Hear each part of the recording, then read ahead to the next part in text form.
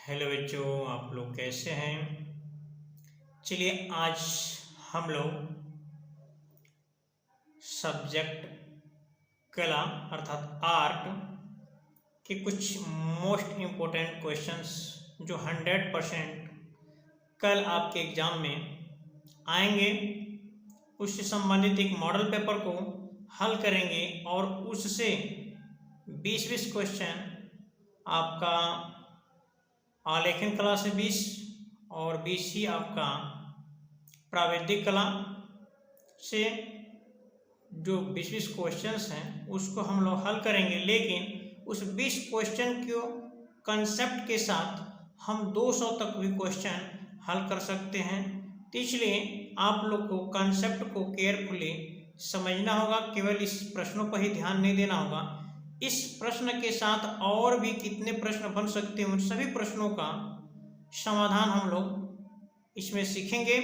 तो हम लोग को इस क्वेश्चन से ज़्यादातर इसके कंसेप्ट पर ध्यान देना है और आप लोग केयरफुली एकदम पूरा ध्यान देकर इस वीडियो को देखिए, इसके कंसेप्ट को समझिए।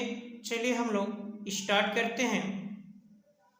देखिए सब्जेक्ट हमारा आर्ट है, class 10th UP board 2024 most important questions खंड क आलेखन कला जो मल्टीपल चॉइस हमारा क्वेश्चंस 20 नंबर का है। देखिए 20 अंक हैं, आलेखन कला है।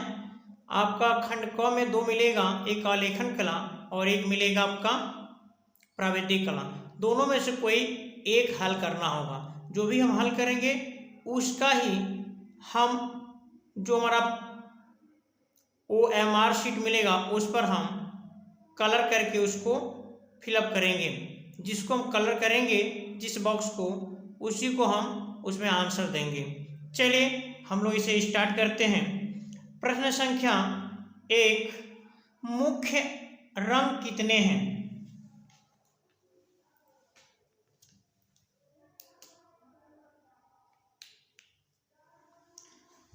तो मुख्य रंग कितने हैं? इसमें हमारा आंसर दिया है, ऑप्शन दिया है 3, 2, 5, 7। हमको पता होना चाहिए कि मुख्य रंग 3 हैं।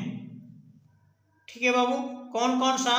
लाल, पीला और नीला। लाल, पीला और नीला, यही हमारा मुख्य रंग है, लाल, पीला, नीला। चलिए तो मुख्य रंग हमको, जिसको हम प्रारंभिक रंग भी बोलते हैं, प्रारंभिक रंग या मुख्य रंग इसी को बोलेंगे। चलिए तो हमारा मुख्य रंग या प्रारंभिक रंग कितने होते हैं? तो 3 होते हैं। तो आपको ध्यान रखना है कि जो हमारा मुख्य रंग है वह 3 होता है, इसी को हम प्रारंभिक रंग भी बोलते हैं। चलिए प्रश्न संख्या 2, ठंडे या शीतल रंग कौन सा है?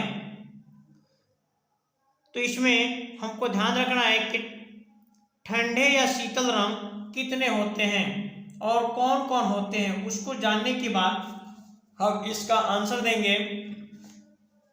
तो देखिए बाबू, मुख्य रंग हमारा लाल, पीला, नीला था और ठंडे रंग बैंगनी, जामुनी, नीला, हरा है। और मुख्य रंग कितना है? तो बैंगनी, जामुनी, नीला और हरा है। तो इसमें देखिए मुख्य रंग हमारा क्या है, यहाँ पर सॉरी ठंडे रंग में हम चेक करेंगे तो इसमें ठंडे रंग में हमारा आ जाएगा, ठंडे रंग या शीतल रंग हमारा सही हो जाएगा,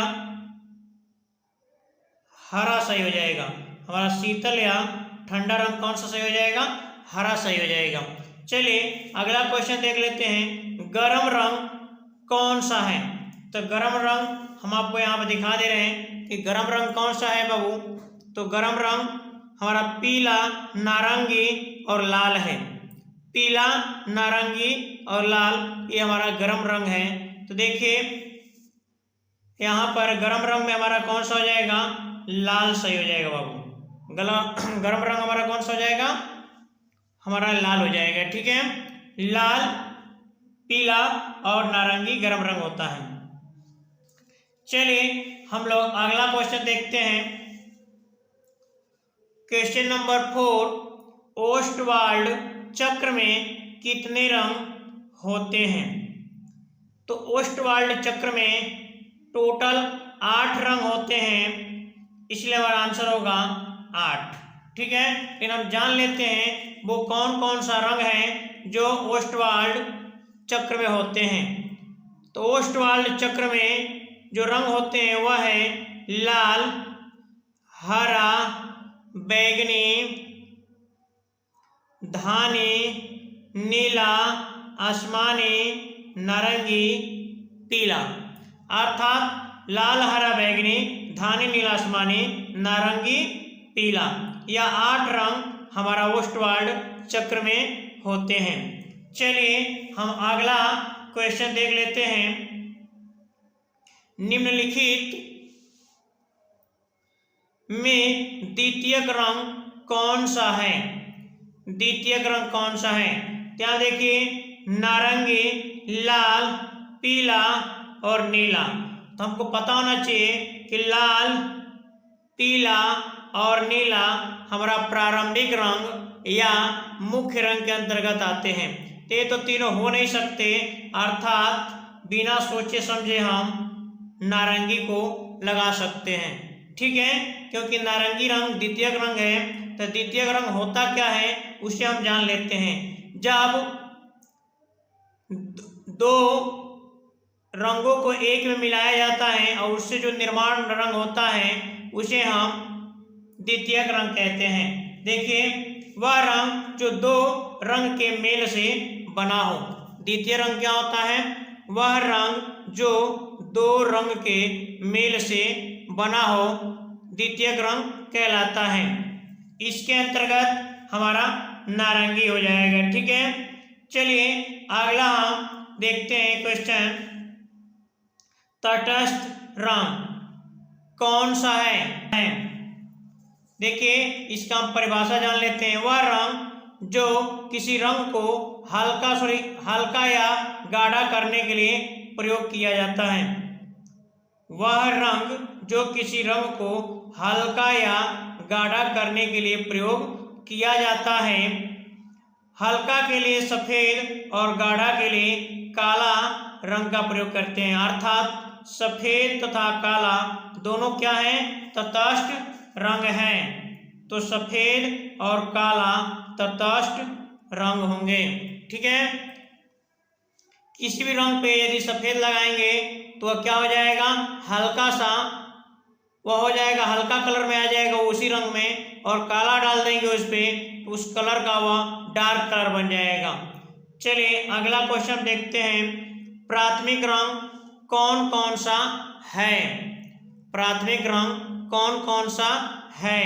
हरा, आसमानी, नीला, लाल, नीला, पीला, लाल, काला, सफेद, भूरा, नारंगी, धानी, आसमानी। तो आपको हम स्टार्टिंग में ही बताए थे, प्राथमिक रंग या मूल रंग या मुख्य रंग हमारा 3 होते हैं, लाल, पीला, नीला। यहाँ पर लाल, नीला, पीला दिया है, अर्थात हमारा यही सही हो जाएगा।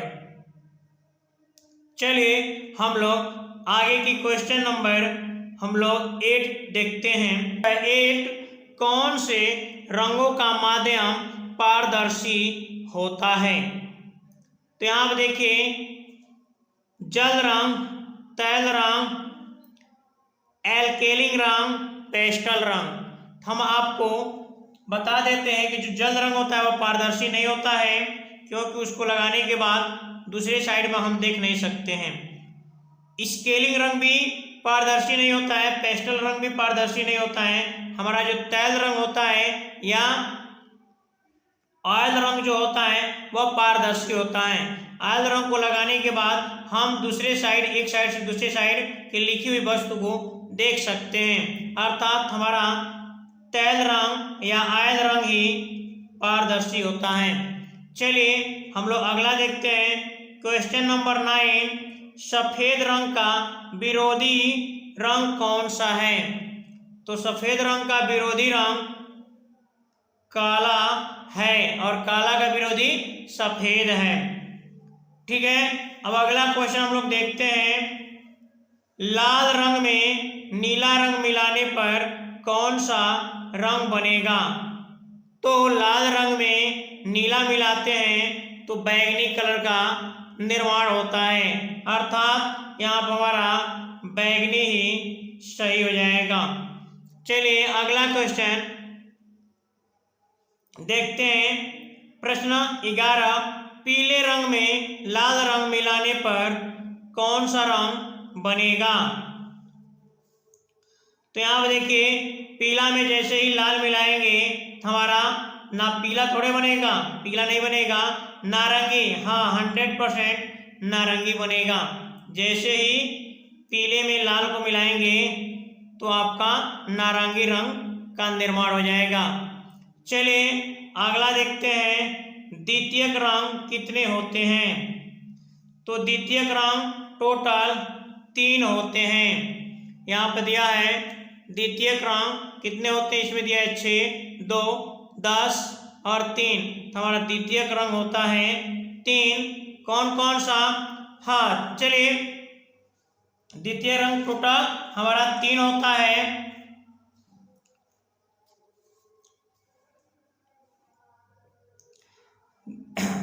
अब यहाँ पे देखिए, पीले रंग का विरोधी रंग कौन सा होता है। तो पीले रंग का विरोधी रंग हमारा नीला होता है। पीले रंग का विरोधी रंग हमारा नीला होता है।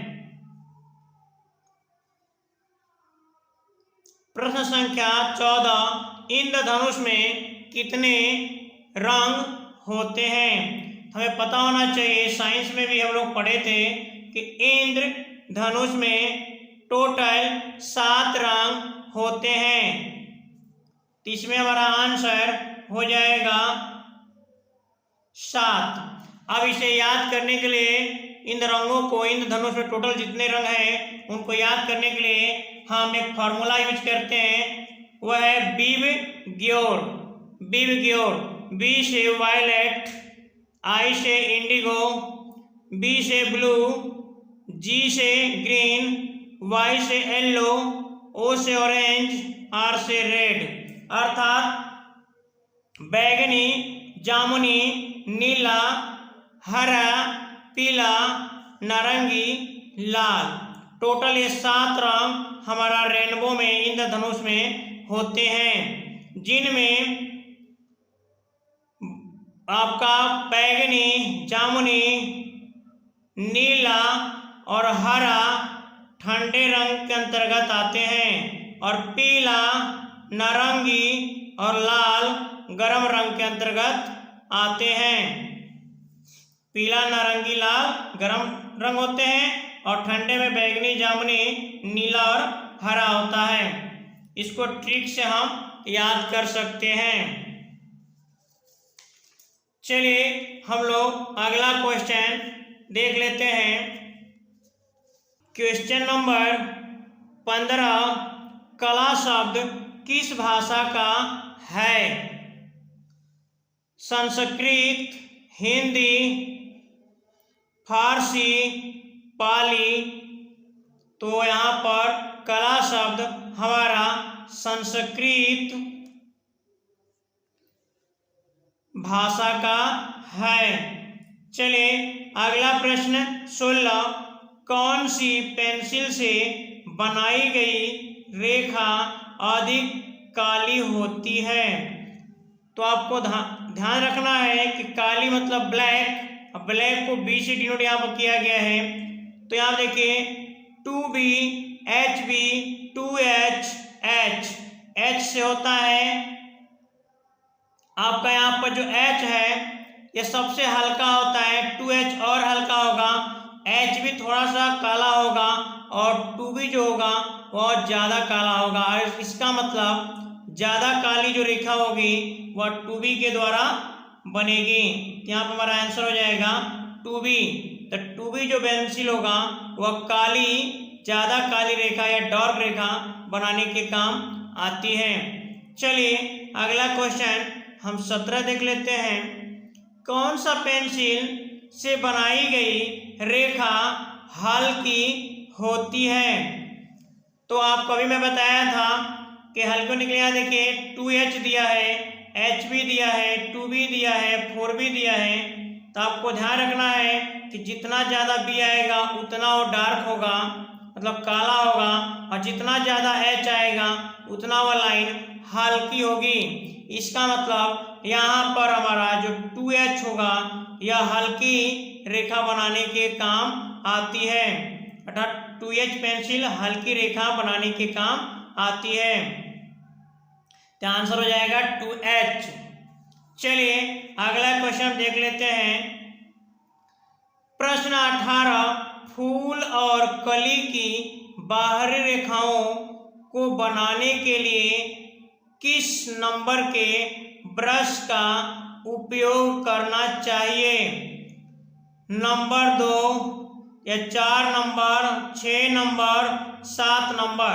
हमें कभी भी कली और बाहरी रेखाओं को बनाने के लिए, फूल और कली की बाहरी रेखाओं को बनाने के लिए हमेशा कम से कम, मतलब बहुत कम नंबर वाला हम ब्रश का इस्तेमाल करते हैं। जैसे यहाँ पर जो दिया है इसमें सबसे कम नंबर 2 नंबर है, इसलिए यहाँ पर हमारा आंसर हो जाएगा 2 नंबर का जो ब्रश होता है उसका यूज किया जाएगा। ठीक है, इससे भी कम आएगा तो हम उसको यूज कर लेंगे। ठीक है, अगला है प्रश्न 19, बनावट की दृष्टि से आलेखन कितने प्रकार के होते हैं? तो बाबू बनावट की दृष्टि से आलेखन हमारा 3 प्रकार का होता है। कौन कौन सा होता है? केंद्रीय आलेखन, केंद्रीय आलेखन और कोने का आलेखन और किनारी आलेखन। इसमें हमारा 3 प्रकार सही हो जाएगा।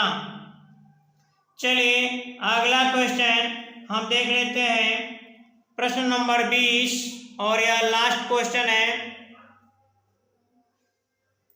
छात्र के केंद्र को अलंकृत करने के लिए कौन सा आलेखन उपयुक्त होगा?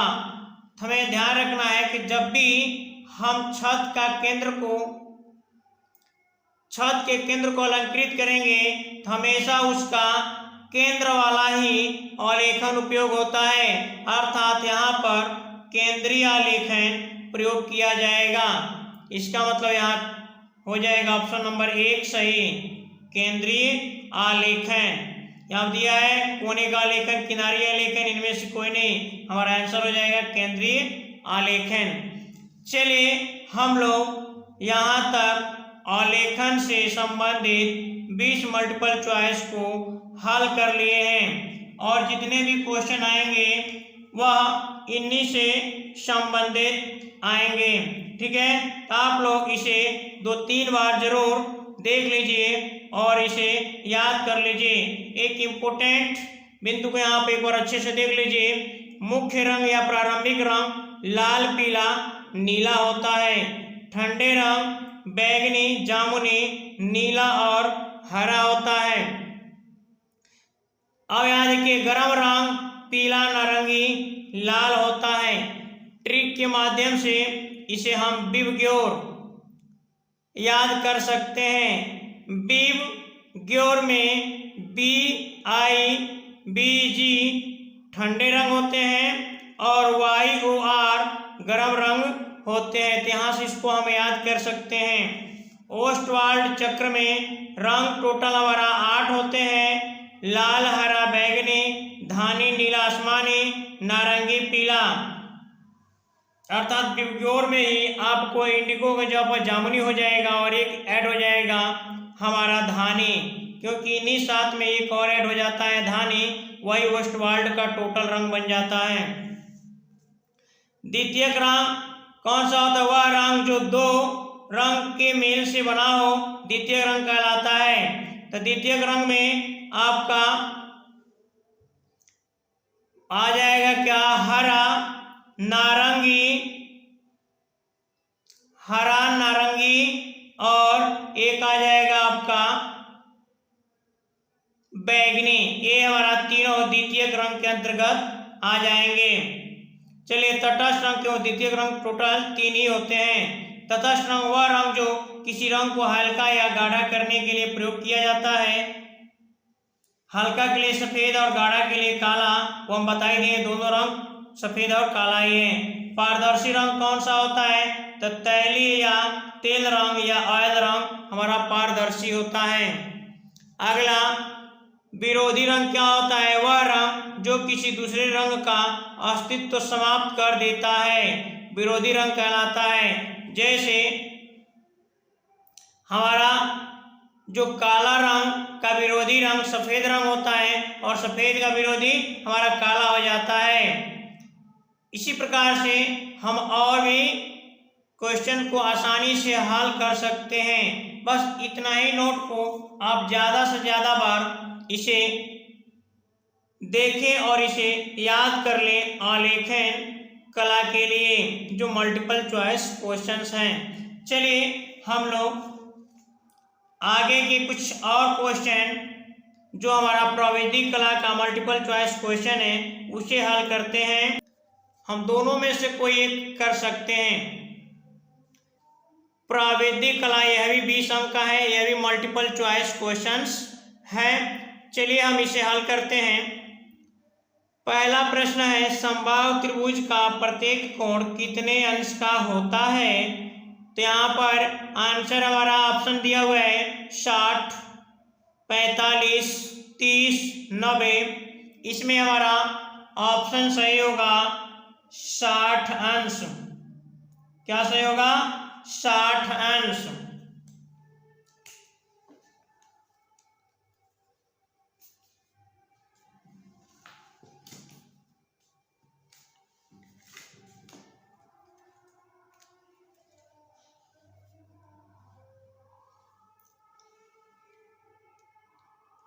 इसमें हमारा ऑप्शन 60 अंश सही हो जाएगा। देखिए नोट भी इसमें पढ़ लीजिए। प्रत्येक देखिए समबाहु जो त्रिभुज होता है उसका प्रत्येक भुजाएं बराबर होती है, प्रत्येक कोण 60 अंश का होता है, तो प्रत्येक कोण भी बराबर होता है कितना? 60 अंश का। आंतरिक कोणों का योगफल 180 अंश होता है। ठीक है, इससे 3-4 क्वेश्चन बन सकते हैं कि समबाहु त्रिभुज का आंतरिक कोण का योगफल कितना होता है, समबाहु त्रिभुज की भुजाएं कैसी होती हैं, समबाहु त्रिभुज के कोण कैसे होते हैं, या प्रत्येक कोण कितने अंश का होता है। तो यहाँ पर हमारा पता होना चाहिए प्रत्येक कोण 60 अंश का होता है और सब बराबर होते हैं। ठीक है, चलिए अगला क्वेश्चन देख लेते हैं। प्रश्न संख्या 2। प्रश्न संख्या 2, संपूर्ण कोण होता है 360 डिग्री, 120 डिग्री, 180 डिग्री, 60 डिग्री। तो संपूर्ण कोण जानने से पहले हम कुछ कोण के बारे में जान लेते हैं कि कोण कौन कौन से होते हैं। देखिए एक्यूट एंगल 0 से अधिक और 90 से कम हमारा एक्यूट एंगल अर्थात न्यून कोण कहलाता है। 90 के बराबर अर्थात 90 अंश का जो कोण होगा वो हमारा राइट एंगल अर्थात समकोण कहलाएगा, जो यहाँ पर दिया हुआ है। और अधिक कोण अर्थात ऑब्ट्यूज एंगल 90 से अधिक 180 से कम, ये वाला कोण है जो हमारा 90 से अधिक हो सकता है और 180 से कम होगा। फिर आता है रिज कोण। तो एक रेखा पर टोटल बना कोण जो होता है एक साइड वो हमारा 180 अंश का होता है। इसे हम सरल कोण या रिज रेखीय कोण या रिज कोण के नाम से जानते हैं। चलिए अब एक बिंदु पर कंप्लीट जो कोण होता है, जितना भी कोण बनेगा वही हमारा संपूर्ण कोण कहलाता है, जिसका मान 360 होता है, जो ऑप्शन नंबर ए सही है। चलिए अब एक क्वेश्चन के लिए मैंने पूरे कोण को जान लिए। अब कहीं भी इससे संबंधित कोई सवाल आएगा तो हम इससे एक क्वेश्चन सब 5-6 क्वेश्चन बना सकते हैं। चलिए हम अगला क्वेश्चन देखते हैं। क्वेश्चन नंबर 3, समकोण कितने अंश का होता है। देखिए कितना इजी हो गया, आप पहले ही इसके बारे में सब जान चुके और यहाँ पर देखिए उससे क्वेश्चन भी पूछ लिया। अर्थात अभी हम पढ़े हैं कि 90 अंश का जो कोण होता है समकोण कहलाता है। इसका मतलब ऑप्शन ए ही सही है। चलिए, इसलिए जब कंसेप्ट हम समझेंगे तो एक क्वेश्चन से हम 4-5 क्वेश्चन हल कर सकते हैं। इस प्रकार से हमको आगे और भी क्वेश्चन चेंज होगा तो दिक्कत नहीं होगा। केवल एक क्वेश्चन पढ़ेंगे, कंसेप्ट नहीं पढ़ेंगे, फिर वही क्वेश्चन कर पाएंगे और दूसरा कोई उससे संबंधित आ जाएगा तो हम नहीं कर पाएंगे। इसलिए हर एक क्वेश्चन पे जितने भी कंसेप्ट है उसको समझना जरूरी है कि उससे संबंधित और भी क्वेश्चन आपको मिले तो आप परीक्षा हॉल में आसानी से कर सकें, आपको कोई प्रॉब्लम ना हो। चलिए बाबू, हम लोग अगला क्वेश्चन देखते हैं। क्वेश्चन नंबर 4, वर्ग का प्रत्येक कोण कितने अंश का होता है? तो वर्ग का प्रत्येक कोण जानने से पहले हम वर्ग के बारे में कुछ इंपोर्टेंट बिंदु को जान लेते हैं। अर्थात वर्ग क्या होता है? तो ऐसी आकृति जिनकी 4 भुजाएं बराबर होती है वह हमारा वर्ग कहलाता है। साथ में उसके प्रत्येक कोण 90 अंश का होता है और प्रत्येक विकर्ण इक्वल होता है। तो देखिए यहाँ पर लिखा है और इनके आंतरिक कोणों का योगफल 360 होता है। तो देखिए प्रत्येक कोण 90 डिग्री का, प्रत्येक भुजा समान होता है, बराबर होता है, प्रत्येक विकर्ण भी बराबर होता है। तो वर्ग से संबंधित 4-5 चीजें हम समझ लिए। अब यहाँ पर हमारा क्वेश्चन क्या पूछा गया है? वर्ग का प्रत्येक कोण कितने अंश का होता है? तो 90 डिग्री का होता है। इसका मतलब ऑप्शन नंबर हमारा ए सही हो गया। अब इससे संबंधित और भी क्वेश्चन आएंगे तो हमको दिक्कत नहीं होगा।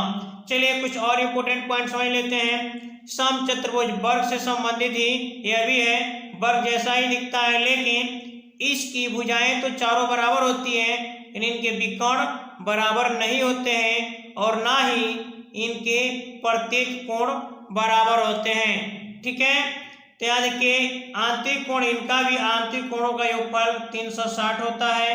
प्रत्येक भुजाएं समान होती हैं लेकिन प्रत्येक विकर्ण समान नहीं होते हैं।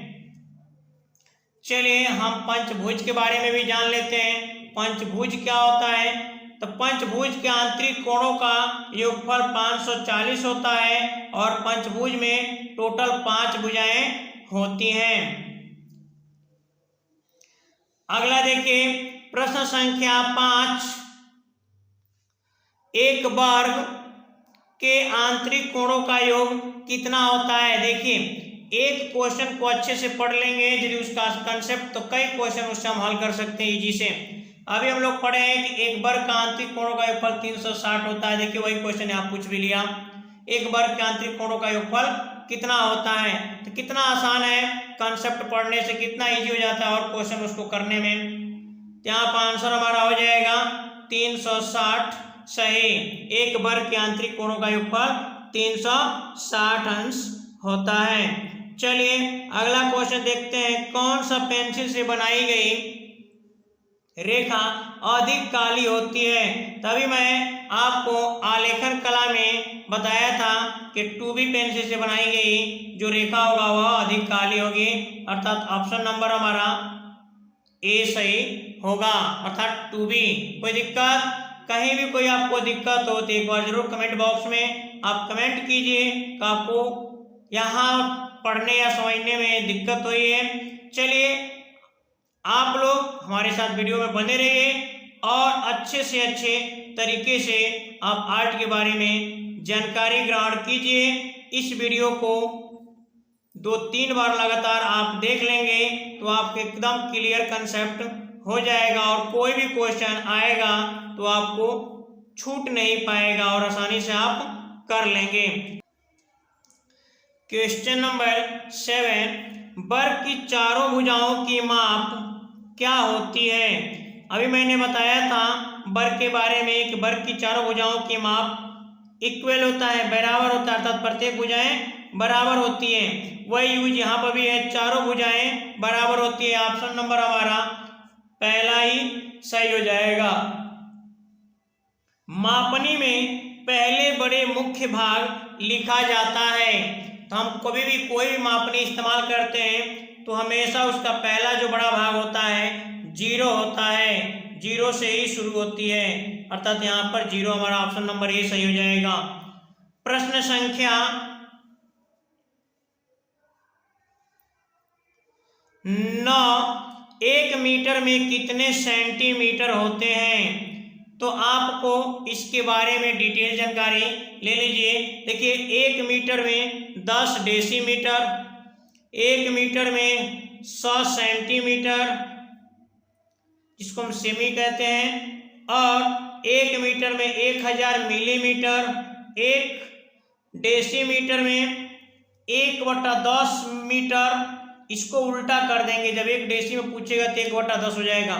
जब बड़ा से छोटा में आएगा तो गुणा होता है, जब छोटा से बड़ा में जाएगा तो भाग हो जाता है। देखिए 1 डेसीमीटर में 1/10 मीटर, 1 सेंटीमीटर में 1/100 मीटर, और 1 मिलीमीटर में 1/1000 मीटर होता है। तो आपको सीधा तो आता है, और जब उल्टा पूछ लेता है क्वेश्चन तो आपको दिक्कत हो जाती है, इसलिए आपको बेसिक तरीके से जानना जरूरी है। अब इसको हम दशमलव में भी कन्वर्ट कर सकते हैं, 0.1 भी लिख सकते हैं, इसका 0.01 लिख सकते हैं, और इसको 0.001 भी लिख सकते हैं मीटर में। अब हम थोड़ा सा कुछ इंपोर्टेंट पॉइंट यहाँ पर देख लेते हैं कि जो समलंब होता है, यहाँ देखिए उसके आमने सामने की भुजाएं हमेशा पैरेलल होती हैं, समांतर होती हैं। ये भुजाएं और ये भुजाएं एक दूसरे के समानांतर हैं, जबकि ये दोनों भुजाएं समानांतर नहीं हैं। और यह जो लाइन है यह हमारा इसकी ऊंचाई है, समलंब की ऊंचाई है, अर्थात जो पैरेलल भुजाएं हैं उनकी बीच की जो दूरी है उसे ही हम ऊंचाई निरूपित करते हैं। चलिए, तो इसमें आपको ध्यान में रखना है कि जो ये 2 पैरेलल लाइन होते हैं समलंब में, और उनके बीच की दूरी को ऊंचाई कहते हैं।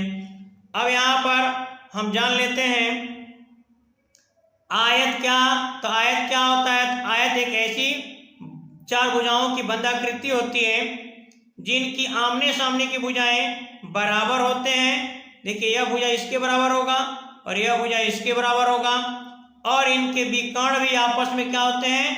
बराबर होते हैं, और इनके भी प्रत्येक कोण वर्ग की तरह ही 90 अंश का होता है। इसमें देखिए प्रत्येक कोण 90 डिग्री, प्रत्येक विकर्ण समान होते हैं, बराबर होते हैं, आमने सामने की भुजाएं बराबर होती हैं। तो आप आयत से संबंधित इतनी जानकारी ले लिए, तो आपको आयत से संबंधित कोई भी क्वेश्चन आएगा तो कहीं भी आपको दिक्कत नहीं होगा। चलिए हम लोग अपने क्वेश्चन पर चलते हैं। प्रश्न नंबर 9 था कि 1 मीटर में कितने सेंटीमीटर होते हैं। अभी हम पढ़े हैं कि 1 मीटर में 100 सेंटीमीटर होते हैं। वृत्त का आकार कैसा होता है? तो वृत्त का आकार यहाँ पर देख के ही आप आसानी से बता सकते हैं कि वृत्त का आकार इस प्रकार का ही होता है। ठीक है, चलिए अब हम पढ़ लेते हैं कुछ इंपोर्टेंट पॉइंट। नोट: त्रिभुज, वर्ग, समचतुर्भुज, आयत, वृत्त इत्यादि द्विविमी होते हैं। द्विविमी का मतलब होता है जिसे हम देख सकते हैं, बना सकते हैं, लेकिन उसे हाथ पर रख नहीं सकते हैं, उसको आसानी से हाथ पर रख नहीं सकते हैं। त्रिविमी होता है जिसको हम देख भी सकते हैं, बना भी सकते हैं, उसको एक तल पे, लेकिन उसको हम हाथ पर भी आसानी से रख सकते हैं। तो त्रिविमी में आपका आता है घन, घनाभ, गोला, शंकु, बेलन इत्यादि त्रिविमी होते हैं। तो आपका इससे भी क्वेश्चन घुमा पूछ सकता है कि निम्न आकृति में कौन द्विविमी आकृति है, कौन त्रिविमी आकृति है। इसलिए आपको यह बेसिक कंसेप्ट भी जानना बहुत जरूरी है, क्योंकि क्वेश्चन कहीं से भी घुमा के पूछा जा सकता है। चलिए हम क्वेश्चन नंबर 11 देख लेते हैं। इनमें से कौन सा आकार है जो आयताकार है? तो यहाँ पर देखिए यह हमारा वर्ग है, यह वृत्त है, यह आयताकार है, तो यही हमारा आंसर सही हो जाएगा। अब यहाँ पर अगला क्वेश्चन हमारा है 12। निम्न में कौन सा आकार त्रिभुजाकार है? तो आपको फिगर देखते ही पता लग जा रहा है कि जो ऑप्शन ए है यही हमारा त्रिभुजाकार है। चलिए क्वेश्चन नंबर हम 13 देख लेते हैं। रेखा किसे कहते हैं? तो दो बिंदुओं की बीच की दूरी रेखा कहलाती है। 100% यही ऑप्शन हमारा सही हो जाएगा। यहाँ पर और लिखा है सीधी रेखा, 3 बिंदुओं की बीच की दूरी, इनमें से कोई भी नहीं। यहाँ हमारा ऑप्शन नंबर 1 सही है, ए। 2 बिंदुओं की बीच की दूरी हमारा क्या कहलाएगा? रेखा कहलाएगा। उनके बीच की दूरी तो हमारा हो जाएगा रेखाखंड, लेकिन वह पूरी दूरी हमारा क्या कहलाएगा? रेखा कहलाएगा। चलिए निम्नलिखित में से कौन एक अधिक कोण है? हम आपको कोण जब पढ़ाए थे उसमें बताया था कि कोण के प्रकार में न्यून कोण क्या होता है, अधिक कोण क्या होता है, सम कोण क्या होता है, बृहद कोण क्या होता है। तो ये सभी चीजें आपको बताया था। यहाँ पर देखिए दो बिंदुओं की, यहाँ पे सॉरी, निम्नलिखित में कौन सा एक अधिक कोण है? तो अधिक कोण का परिभाषा क्या बताया गया था? आपका 90 से बड़ा और 180 से कम। तो आपको ध्यान रखना है यहाँ पर अधिक कोण से संबंधित अधिक कोण क्या होता है? 90 से ज्यादा होता है और 180 से कम होता है, वही हमारा अधिक कोण कहलाता है। यहाँ ऑप्शन नंबर हमारा ए सही हो जाएगा। 90 से बड़ा और 180 से कम जो कोण होगा वही हमारा अधिक कोण कहलाएगा। चलिए हम लोग क्वेश्चन नंबर 15 की तरफ चलते हैं। समबाहु त्रिभुज किसे कहते हैं? अभी मैं त्रिभुज वहां बताया था, समबाहु त्रिभुज जो पहला क्वेश्चन था कि समबाहु त्रिभुज क्या होता है, उसमें आप अच्छे से पढ़े होंगे, फिर यहाँ पर दिक्कत नहीं होगा। इनके 3 भुजाओं के अंतःकोण बराबर होते हैं। इनके तीनों भुजाएं छोटी बड़ी होती हैं, आमने सामने की भुजाएं बराबर होती हैं, इनमें से कोई नहीं। तो आपको उसमें मैं बताया था कि प्रत्येक कोण इनके क्या होते हैं? बराबर होते हैं। इनके अंतःकोण तीनों क्या होंगे? बराबर होंगे। ऑप्शन नंबर ए सही हो जाएगा। ऑप्शन नंबर ए हमारा सही हो जाएगा। चलिए हम अगला क्वेश्चन देखते हैं। 16 180 के कोण को क्या कहते हैं? तो आपको कोण के प्रकार में मैंने बताया था कि 180 अंश किस कोण को बोलते हैं। तो आपका 180 अंश वाले कोण को बोलते हैं सरल या ऋज कोण। सरल कोण या ऋज कोण के नाम से जाना जाता है। यहाँ पर ऑप्शन नंबर हो जाएगा क्या? बी सही हो जाएगा।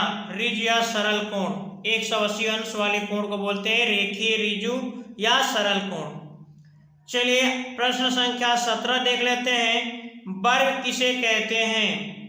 तो अभी मैं वर्ग का भी परिभाषा बताया था, इसीलिए कहा जा रहा है कंसेप्ट यदि हम क्लियर कर लेते हैं तो एक ही प्रश्न से हम कई प्रश्न को हल कर सकते हैं। जिसकी तीनों भुजाएं बराबर होती हैं वो तो समबाहु त्रिभुज कहलाता है। जिसकी दोनों भुजाएं बराबर होती है यह कोई आकृति नहीं होगा यहाँ पे। जिसकी 5 भुजाएं बराबर होती है वो पंचभुज कहलाएगा, समपंचभुज हो जाएगा। जिसकी 4 भुजाएं बराबर होती है, हाँ, जिनकी 4 भुजाएं बराबर होंगी वही हमारा वर्ग कहलाएगा। ऑप्शन नंबर हमारा डी सही हो जाएगा। ऑप्शन नंबर हमारा इसमें ऑप्शन नंबर डी सही होगा। ठीक है, चलिए हम लोग क्वेश्चन नंबर 18 देख लेते हैं।